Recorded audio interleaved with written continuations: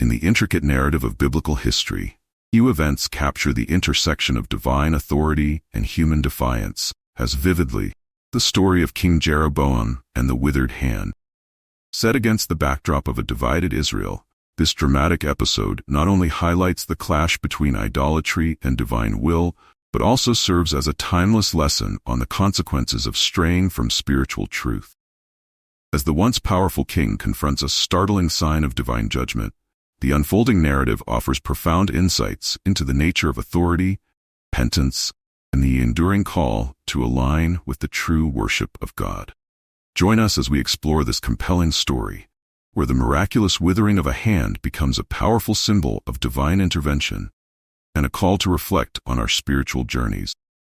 In the ancient land of Israel, where the echoes of prophecy shaped the fate of nations, a dramatic confrontation unfolded that would leave a lasting mark on history.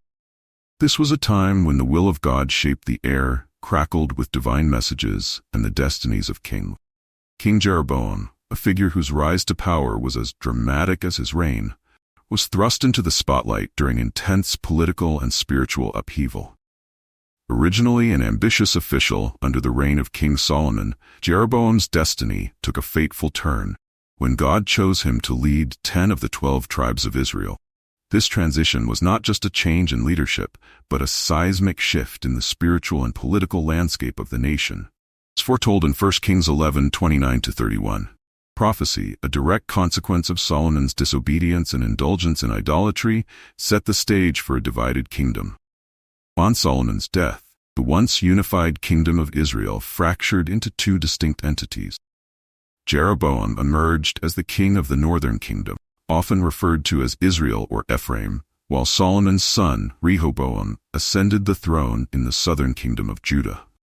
This division marked a pivotal moment in Israel's history, setting the northern kingdom on a path that would be characterized by both political intrigue and spiritual rebellion.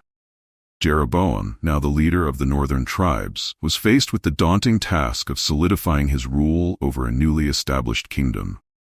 His ascent was marked by a blend of political acumen and divine appointment, but it was also fraught with challenges.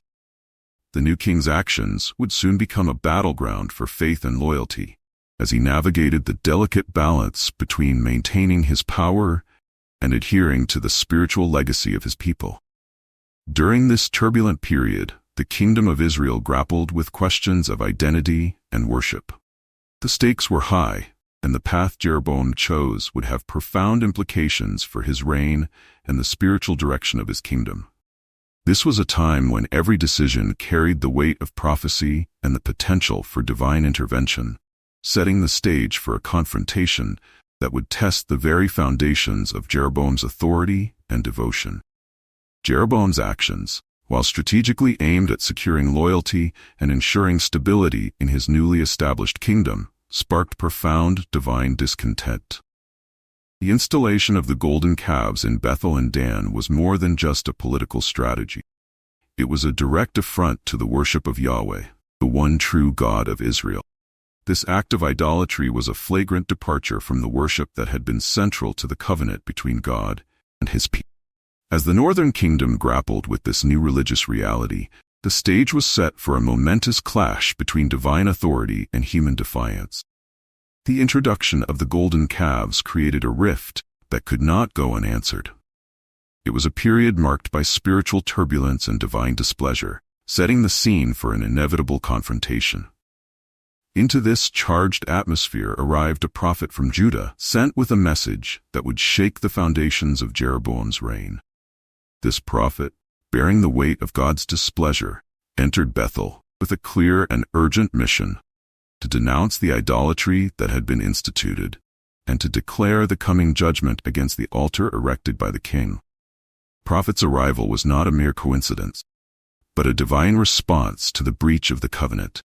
With a voice resonating with divine authority, the prophet condemned the golden calves and foretold that the very altar on which these idols were worshipped would face destruction.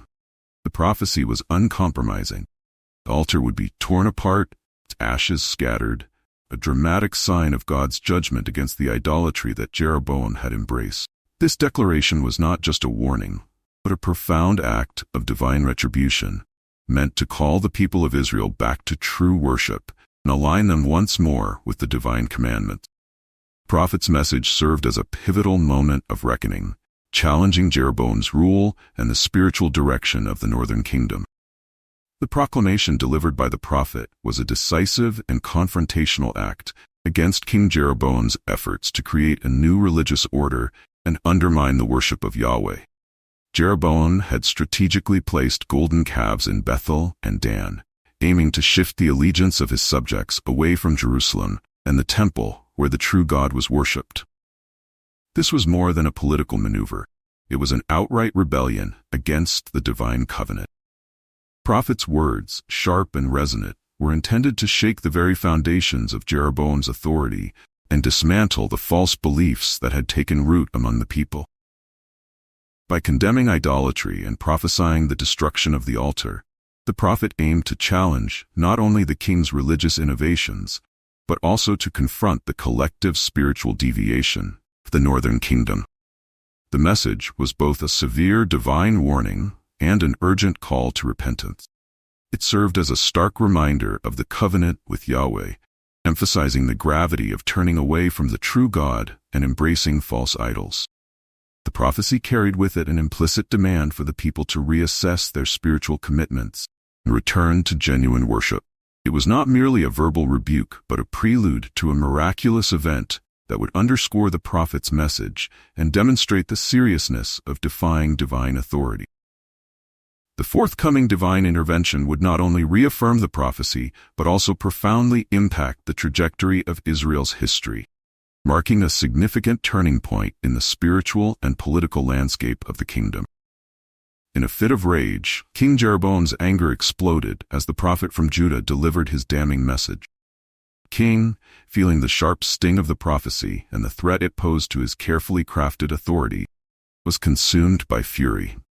Determined to silence this intruder and quash the challenge to his newly established religious system, Jeroboam extended his hand with a commanding gesture, pointing decisively toward the prophet. His intention was clear: to have the prophet seized and removed, thus demonstrating his control and dismissing the unwelcome divine rebuke. But as Jeroboam's hand reached out with such authority, dramatic and supernatural transformation occurred. To the shock and awe of everyone present, the king's outstretched hand, which had been a symbol of his power and control, suddenly withered and became paralyzed. The once vigorous hand, extended in anger and command, now hung limply, twisted grotesquely, and rendered entirely unresponsive. This sudden and miraculous affliction was not merely a physical ailment, but a stark and visible sign of divine intervention and judgment. The withering of Jeroboam's hand served as a profound demonstration of God's disapproval of his actions, confirming the prophet's message with undeniable clarity. It underscored the gravity of defying divine commands and the futility of opposing God's authority. The scene was striking in its contrast. The king's hand, once a symbol of royal power, now testified to the authority of the divine message. This immediate and unmistakable affliction was a powerful visual message, instilling fear and awe in those who witnessed it. It highlighted the severe consequences of idolatry and the serious nature of turning away from the covenant with God. This dramatic display of divine authority served as a compelling reminder of God's sovereignty and the profound implications of straying from divine will. On a personal level, the story of the withered hand invites us to engage in deep self-reflection. It challenges us to examine how we honor or defy divine principles in our daily actions, choices, and beliefs. The withered hand acts as a mirror, prompting us to evaluate how closely our lives align with spiritual truths and to assess our commitment to the principles we claim to uphold. It encourages us to identify and address areas where we may be straying from the path of righteousness. On a broader scale, the story urges us to consider how we, both individually and as a community, respond to divine guidance and correction. It invites us to reflect on our openness to recognizing and repenting for our mistakes, and to embrace opportunities for realignment and renewal. By contemplating this story, we gain valuable insights into the nature of divine justice and mercy, and learn how to strive for a life that embodies spiritual truths. Ultimately, the lesson from the withered hand is one of reverence and introspection. It challenges us to sincerely uphold divine will and to ensure that our lives truly reflect the spiritual values we hold dear. This ancient narrative continues to resonate today, offering enduring wisdom about the authority of the divine and the crucial importance of living in alignment with spiritual truth.